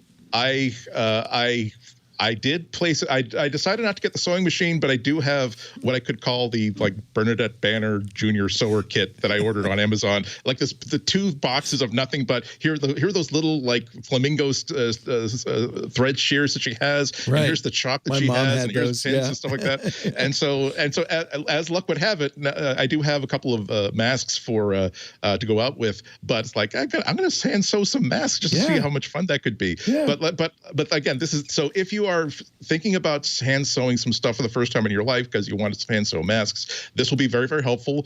She has one video that's just all about 3 different classical hand sewing stitches that I was practicing with a few days ago. But what I'm saying is that it's the best that YouTube can offer because she's just really good at telling a story. And when you're working with a really great storyteller, particularly one that's a really great video storyteller, it almost doesn't matter what the content is. You're just enjoying the story as it unfolds. And very, very high recommendation. And also, she hangs out with. She has friends and colleagues in the sewing community, like one by the name of Kathy Hay. That now you click into her channel. It's like, oh wow, she is amazing.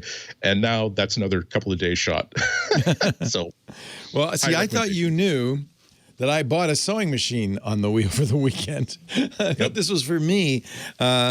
I'm not doing any hand sewing, though. Sourdough starter and sewing machine? I don't know. I've lost my mind. This is home economics with Leo. I'm gonna be sewing masks in my kitchen as you wait for your sourdough to rise. I think it's just so cute that you boys are so excited about having a sewing machine. Look, do you have a sewing machine, Lori? Do you have a sewing? Of course I do. Oh, okay. Do you know how to use it? I learned how to sew when I was 7. Yeah. Moms teach their daughters how to get the sew. same skill level. My mom tried to teach me how to sew, but I had no interest in that. So. And you wanted to go play football instead. Exactly. But guess what? Sewing is so much more important than football right now. I wish I'd learned how to sew, so I'm going to learn. In my defense, I didn't want to play football. That seems like a very soily sort of endeavor. No. I'm going to make up for lost time, though. I'm going to FaceTime Mom, and I'm going to say, Mom, I got a sewing machine. Can you teach me how to use it? After all these years. I can't wait to find out that you're learning how to knit or crochet, and that you're going to show up with your needles to the show and just. I already know how to knit. Oh, good. I learned how to knit many years ago. I don't do it on a regular basis, but I do know how to knit. Crocheting. Your mom is a superstar knitter. I've seen your mom knit. You have, yeah. On a cruise. Yeah, she's really good. She's any fabric. She's very good with the textile stuff. Let's see. I'm going to save Lori's for last, but I am going to do Rene now because he's fully caffeinated. All right, yeah. So I'm going to hold it up here. So this is an AeroPress. It is an incredibly inexpensive way to make incredibly good coffee. So if you just can't go to Dunkin' Donuts, you can't go to Tim Hortons, you can't get your Starbucks fix, whatever. This, you can get these fairly cheap. They're like $29 on the AirPress side. I've seen them down for like 14 sometimes on sale. And you basically get a little filter. You wet the filter. You put it on the little plastic cap, screw it in, put it on top of your mug. You fill it with your favorite ground coffee, fresh ground if you're one of those nerds, and then you pour boiling water. You wait, you stir it, you wait, and then you push it down. I don't have the patience. I'm not like Daniel Bader. I can't sit there and be all zen about a pour over and like spend like 3 minutes waiting for it to bloom. And I need my coffee now, but I don't want bad coffee now. And the AeroPress lets me get something that's pretty close to an espresso, or if you add hot water to it afterwards, pretty close to an Americano. Very, very fast with minimal effort and almost no cleaning. So I've been subsisting for regular coffee. I've been subsisting on an AeroPress, and they have a travel version too that you can take with you when we get to travel again. But the basic AeroPress is like the best deal in coffee history. Lisa does an AeroPress every darn morning. We have a dozen of them, it seems like, and there's about 3 here at work. See, she's a smart woman, Leo. I love the AeroPress. It's the best way to make coffee. Yeah. And it's inexpensive. We own all these expensive coffee devices, but it's always back to the AeroPress. And you walk by the $10,000 espresso machine with your AeroPress and you're just laughing. Just a tip though, because when we travel, when we used to travel, she would always pack the AeroPress and a bunch of coffee. Just a tip. She'd always, I couldn't figure it out at first, say, "Can you carry my coffee for me?" That's because yeah, you know what's coming. Yep. I guess drug smugglers, pot smugglers, they'll put their drugs in a bunch of coffee to hide the smell from the dogs. So every single time, what do you got in that bag, Leo? It's coffee. It's just coffee. I'm like that coming back from San Francisco with Phil's bags. Half my luggage is filled with Phil's. It's just coffee. Yeah. It took us a while to figure that out. Why they always search the bag with the coffee in it.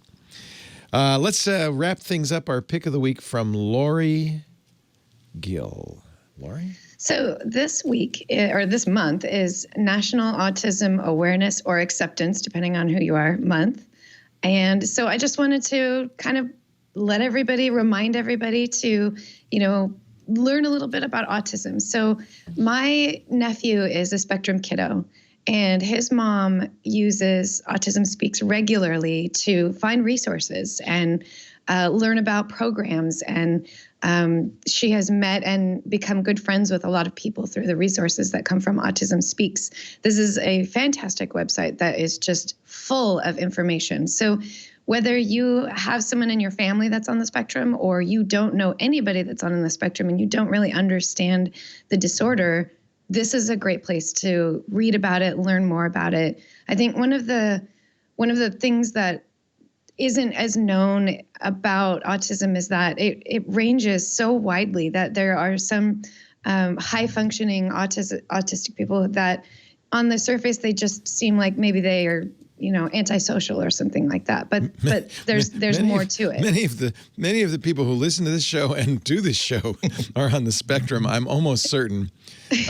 So no, yeah, absolutely. Yeah, and there was always a lot of people in the tech industry, a lot of big names in the tech industry are on the spectrum. Absolutely. Right. And what's important to do is not treat autism as some kind of thing to feel bad about or to be scared of or to not want to participate in, but to actually like acknowledge and understand. And yes. You can interact with yes. people in the spectrum just like you can interact with everyone else. They're just reading the world in a different way than you are, and the way they react to things are different from what we see as the social standards. So learning about autism so that you can be more accepting of it is also as important as being able to be with somebody on the spectrum. You just, when you're in the grocery store and there's some kid that's screaming and yelling and a parent who doesn't seem to be reacting to that, right. Don't judge make that assumptions. parent. That's right. Right. Because there could be any number of causes for why that child might be screaming. And one of them could be that that's a spectrum kid and that there's nothing that you can do to help that or stop that from happening. So being aware and accepting autism and understanding that the spectrum is huge. It's not just, people who can count toothpicks that fall on the ground. They have all kinds of different levels. Not all Rain Man. Nope. Mm-mm. Exactly. Yeah. So just get out there and learn about it. And Autism Speaks is a really fantastic website for that kind of learning. I completely agree with you. Know many autistic people, and I honestly think even the larger statement is what we think of as a quote normal brain isn't. And in fact, it's the unusual brains, the brains that think differently, that often change the world around us.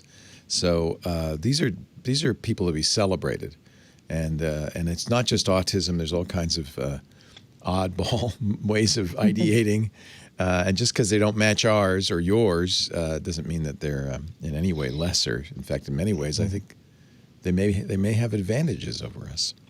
Well, as always, the answer to most human questions is empathy. Yeah. That you don't have to judge, you don't have to guess, you don't have to do anything. You just simply have to appreciate that we all have a carry on a backpack. We all have different bricks in it. Yeah. And just because someone else's backpack has different bricks in it does not mean that you understand what their burden is and what they can and can't do. My backpack definitely has bricks in it. Yeah, that analogy occurred to me like at age 14. It's well said. Probably because of my book bag. I said, "Oh God, why is this person putting another brick in my backpack?" Ladies and gentlemen, that concludes MacBreak Weekly for this week. Lory GIL, the awesome Lory GIL, is what is your title now? Executive editor? What did you get? I like the sound of that. Okay, executive editor at iMore.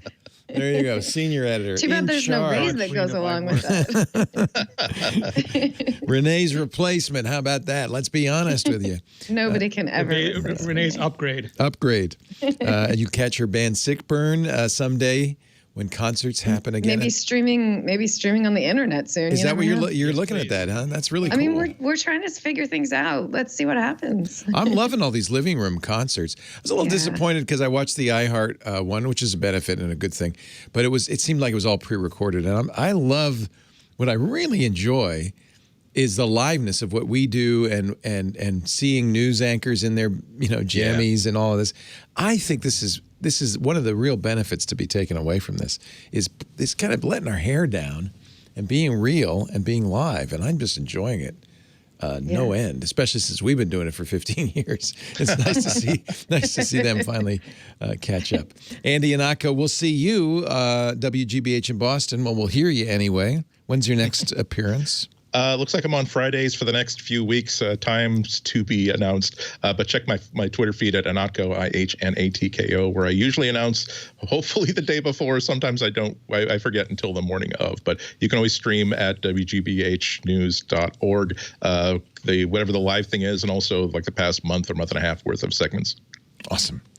And, of course, Rene Ritchie, who's launched his own venture, no longer at iMore, now at youtube.com/Rene Ritchie, ReneRitchie. How's it going? Are you enjoying life as an independent? Like I said, Leo, it's like really terrifying, but also really exciting. And I was ping-ponging back and forth between those two states, but now I think I'm comfortably habitating in the middle. Any surprises? Yeah, just how much you have to, like, you don't think about, like, there's like, where's the website? Where's this social thing? How is this plugged into this? Why can't why didn't I have a community tab on my YouTube channel? Then this morning a thing pops up going, congratulations, you've qualified for a community tab. And I'm like, wow, I don't know all these things. Yay. So it's new and exciting. Yeah, go to the community tab. Actually, YouTube really is its own culture now. It's gotten very complicated and interesting. It's a social network. Yeah, it is. And also, I mean, this is the opportunity for anybody who's older than like 32 to feel really, really old. Because once again, the skills of people who are teenagers and in their 20s again, I'm not blowing smoke here. I am so impressed with the level of camera work, storytelling, how effectively they speak to camera, how effectively they don't speak to camera. This is something that I have been on and off for the past 10 years since YouTube has become a real thing. Longer than that, I have been trying to figure out how to do videos, and I always get bogged down in my stupid Generation X, but I have to script this out, and okay, I need to retake that, and then forgetting that, you've left sort of like this shot static for the past 3 minutes, and then I watch, like, this is 13-year-old fooling around with their 13-year-old friend, and it's brilliant. So goodness, but there's some talented people working in YouTube. I can't get enough of it. It's great, and it's authentic, and it's real, and it's exactly. Yeah, I really love it. I think that was it. They grew up thinking of YouTube as something they can play with and have fun with, as opposed to I want this to look like Meet the Press. Right. So I need to have a new table for here. It's like, no, you just turn the camera on and you have fun and see what happens. Yeah. Well, like I was watching some of the TikTok, like this person on TikTok has 40 million followers, and she's just in her bedroom dancing, and like the bathroom was open behind her, the bed isn't made, and it's got 30 million views. And I'm like, it's fine. But I see that and I go, how? How? We're the old, Leo. I don't know. I don't know how. John Krasinski launched a YouTube channel. He's got 1 million followers in 3 days or something. It's just amazing. Jack Black got like 1 million followers when he launched Jablinski Games a while ago too. Yeah. But some celebrities have like a 3,000. I don't know what the difference is between like a John Krasinski and a Jack Black and some of the myriad of other celebrities who've launched YouTube. Tells you something, doesn't it? Yeah. It's like watchability, maybe. They used to call it the Q score. Yeah. Ladies and gentlemen, this concludes our thrilling, gripping edition of MacBreak Weekly. We do it every Tuesday right after iOS Today. Join us in the morning and go straight through to the afternoon. Lots of Apple content. We're trying to start the show around 11 o'clock. That often fails, but that's the goal. That's 11 a.m. Pacific, 2 p.m. Eastern Time, 1700 UTC. Tune in then. Watch the live stream at twit.tv/live or listen. You can ask your Amazon Echo to play Twit Live, and you should get something like that. Chat room's going 24/7. If you're getting lonely, we've always got something on the stream, and we've always got people in the chat room at irc.twit.tv. A great group of people we can all hang out with and let your hair down. Be authentic. On-demand versions of MacBreak Weekly are at our website, twit.tv. As are all our shows, twit.tv/MBW for this one. And on YouTube, of course. But most importantly, you can subscribe. Get your favorite podcast application. Search for MacBreak Weekly. Press the subscribe button. Ring the bell. Do whatever it is. And make sure you come back here next week for MacBreak Weekly. Now, I'm sad to say it's time to get back to work or sewing because break time is over. Bye-bye.